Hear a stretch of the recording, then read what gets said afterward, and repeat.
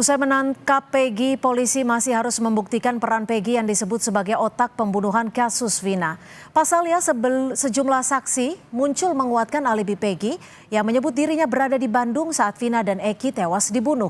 Apakah harus ada audit investigasi ulang dalam kasus yang sudah berlalu selama 8 tahun silam ini? Kita bahas bersama kuasa hukum Peggy, sudah ada Ibu Sugianti, psikolog forensik Mas Reza Indragiri, dan juga komisioner dari Kompolnas Pak Albertus Wahyu Rudanto. Selamat sore Pak Wahyu, Mas Reza, dan juga Ibu Yanti. Terima kasih sudah bergabung bersama kami di Kompas Petang.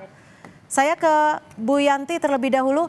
Bu Yanti, apa update atau perkembangan terbaru setelah Peggy ditetapkan sebagai tersangka? Ini ayah Peggy pergi ke rumah Cirebon. Sudah adakah temuan baru atau informasi terkait hal ini?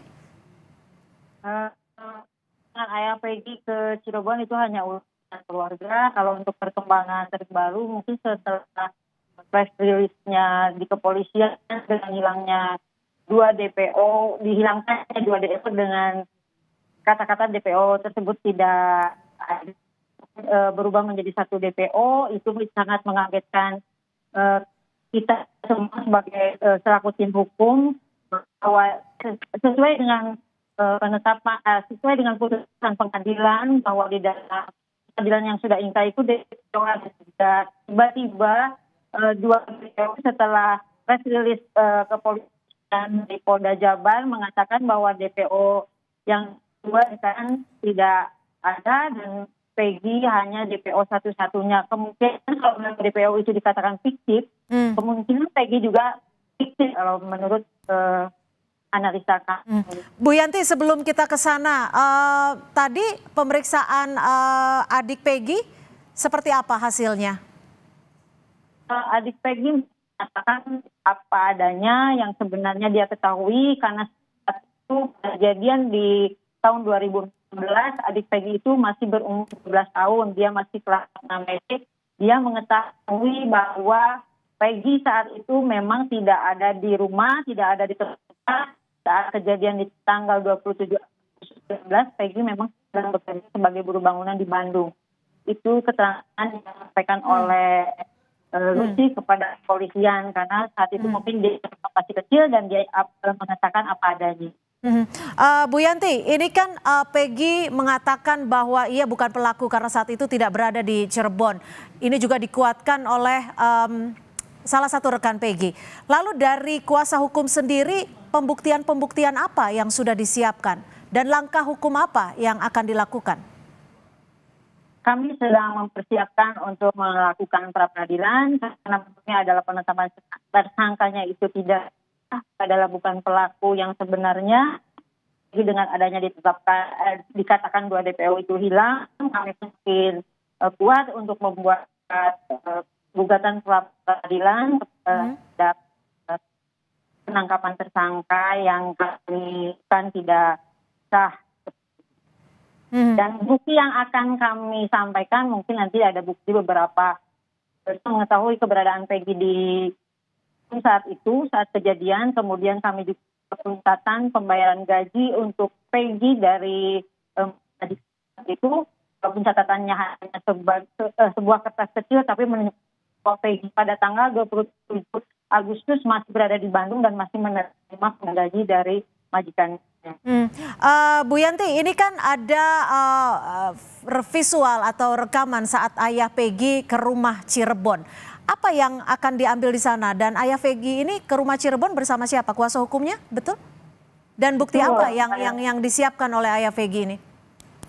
Ayah Peggy datang dengan bersama kuasa hukumnya, tapi hanya mengurus masalah keluarga, tidak ada memberikan hanya dengan permasalahan perkara ini. Baik, saya ke Mas Reza. Mas Reza, apa yang bisa Anda baca terkait perkembangan kasus ini? Menurut Anda, dengan adanya penetapan tersangka, setelah itu DPO jadi 1 orang, apakah kasus ini menemukan titik terang atau justru mengalami kemunduran? Sejak awal saya tidak menganggap bahwa mencari DPO merupakan kerja yang harus diprioritaskan.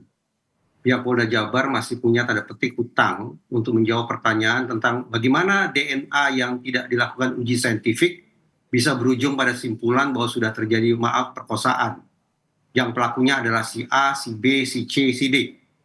Padahal sekali lagi di Reskrimum sendiri yang menyatakan bahwa tidak dilakukan uji DNA. Demikian pula kita jangan sampai lupa tentang tanda petik PR kedua, yaitu untuk memastikan apakah ini sungguh-sungguh merupakan pembunuhan ataukah kecelakaan sebagai penjelasan tentang meninggalnya almarhumah Vina dan almarhum Eki. Dua PR ini mudah-mudahan tidak ditutup bukunya akibat sekarang kita berbelok berfokus pada masalah DPO.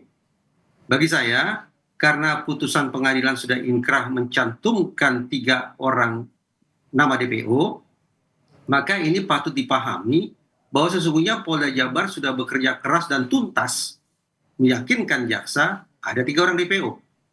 Pada giliran berikutnya, giliran jaksa yang berusaha meyakinkan majelis hakim bahwa ada 3 DPO. Dan titik hilirnya adalah majelis hakim betul-betul teryakinkan bahwa ada 3 DPO. Kalau ternyata kemudian Polda Jabar sendiri yang menganulir 2 nama DPO, lantas bagaimana Polda Jabar bisa menjelaskan tentang alur kerja yang saya sampaikan barusan? Apakah Polda Jabar ingin mengabaikan putusan hakim? Yang sampai terkesan bahwa Polda Jabar justru seolah melakukan contempt of court atau penghinaan terhadap lembaga peradilan dengan menganulir 2 nama DPO yang tercantum di dalam naskah putusan hakim yang sudah inkrah itu. Oke, saya ke Pak Wahyu. Pak Wahyu, apakah ini artinya akan ada tuntutan ataupun desakan terkait dengan audit investigasi? Karena tadi Mas Reza juga sudah menyebut bahwa jika DPO dikurangkan, artinya ada suatu bentuk tidak hormat terhadap keputusan pengadilan. Ya, sejak awal Kompolnas kan menyarankan itu. Sejak awal Kompolnas menyarankan ini kelihatannya ada yang salah di awalnya. Karena tadi betul Pak Reza, pernyataan 3 DPO itu kan sudah ada di berkas pengadilan dan sudah sampai ke kasasi. Jadi sudah inkrah. Maka ketika kemudian ini menjadi hilang 2, kami juga mempertanyakan. Nah, tadi banyak pertanyaan, Kompolnas kemana? Kami sengaja kalau kemarin hanya bersurat, kita sekarang datang.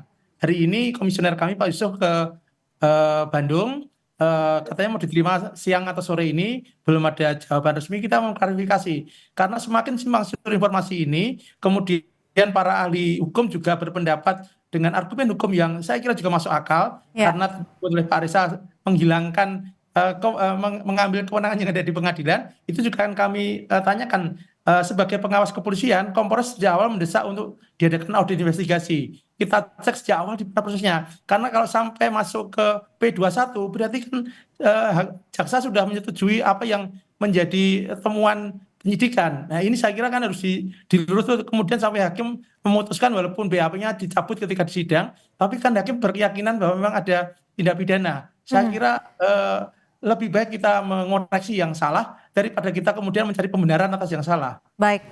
Saya ke Bu Yanti. Bu Yanti, saat ini sudah mencari bukti-bukti belum untuk memastikan bahwa Peggy saat itu berada di Bandung? Seperti halnya mungkin CCTV. Dan apakah dari kuasa hukum Peggy sempat menanyakan kepada penyidik, apakah sebelumnya sudah ada sketsa wajah dari DPO ini? Itulah yang menjadi kejanggalan pada saat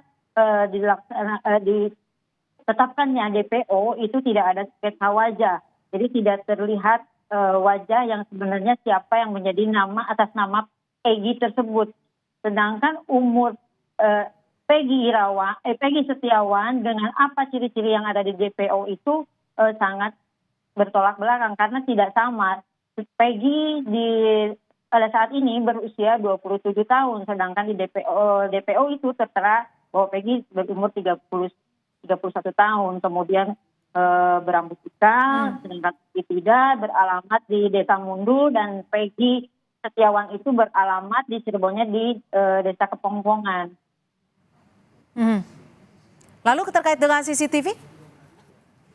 Kami sudah, karena di rumah itu adalah pembangunan rumah baru, jadi belum ada terpasang CCTV di rumah majikan Peggy yang waktu itu sedang dibangun, melaksanakan pembangunan rumah. Karena Peggy kan bekerja sebagai buruh bangunan. Dan kita pun sudah menanyakan kepada majikan pemilik rumah itu apakah ada foto-foto Peggy, karena mereka juga tidak sempat untuk foto, tapi menantu dari pemilik rumah tersebut mengetahui memang Peggy pada bulan Agustus itu masih bekerja di tempat tersebut. Oke, artinya dari kuasa hukum sudah sempat berkomunikasi dengan pemilik rumah yang saat itu dibangun oleh Peggy dan ayahnya ya sebagai pekerja bangunan. Apakah sudah dikomunikasikan? Apakah mereka ini bersedia untuk dihadirkan sebagai saksi jika dibutuhkan?